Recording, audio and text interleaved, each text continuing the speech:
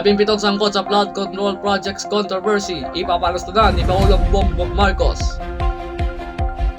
At Miss Philippines Atisa Manalo, itinanghal na runner-up Miss Mexico Fatima Boss, itinanghal na bagong Miss Universe.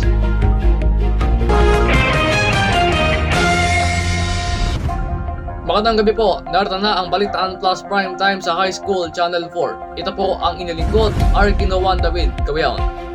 Mga kabalitaan, 17 sangkot sa anomalya sa flood control, ipaparastunan ni Pangulong Bongbong Marcos.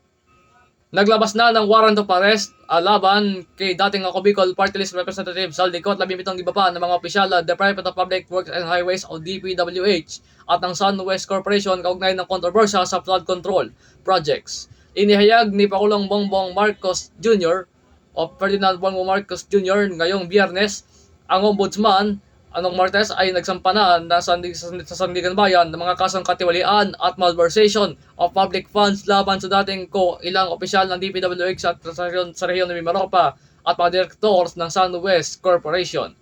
Ang mga kaso ay may kaugnayan sa umano'y maanomalyang 289 million pesos na flood control project sa Oriental Mindoro. Ang mga kaso ng unang isinumpa laban sa mga di umano'y nagsangkot sa flood control kickback scheme na una nang ibinandera ni Marcos sa kanyang ika-4 State of the Nation address nitong Hulyo 22.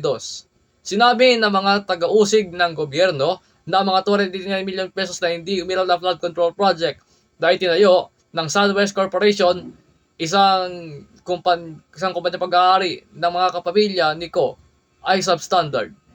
Tiniyak naman ni Marcos na walang espesyal na pagtrato sa mga arestuhin kaugnay sa flood control projects scandal. Samantala, Miss Philippines Atisa Manalo, itinanghal na third runner-up. Miss Mexico Fatima Boss, itinanghal naman na bagong Miss Universe. Kinapos ang pambato ng Pilipinas na si Atisa Manalo sa Miss Universe 2025 pageant na itinanghal sa third runner-up. Ang corona iginawad kay Fatima Boss ng Mexico o Miss Mexico.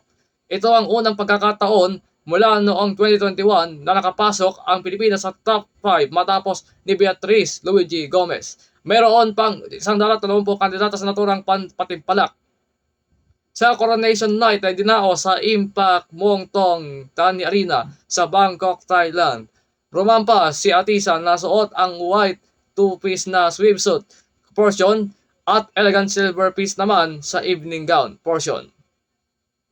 Samantala, si Fatima Boss na mula sa Mexico ang itinanghal na Miss Universe 2025. Ibinasa sa kanya ni reigning Queen Victoria Tilbig ng Denmark ang corona. Ang pambato ng Thailand na si Praveer Singh ang first runner-up at si Vanessa Pulgarin naman ng Venezuela ang second runner-up.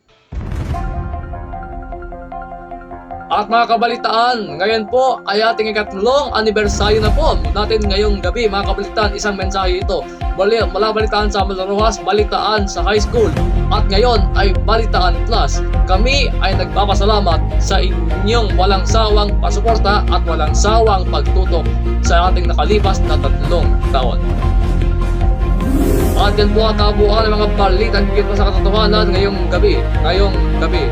Nobyembre 28, 2025, ito ang Balitaan Plus Prime Time. Dito po ang inilingkod Arkino Juan David Cabeon, nag-uulat para sa Balitaan Plus. Bye-bye na ating 3rd anniversary station ID.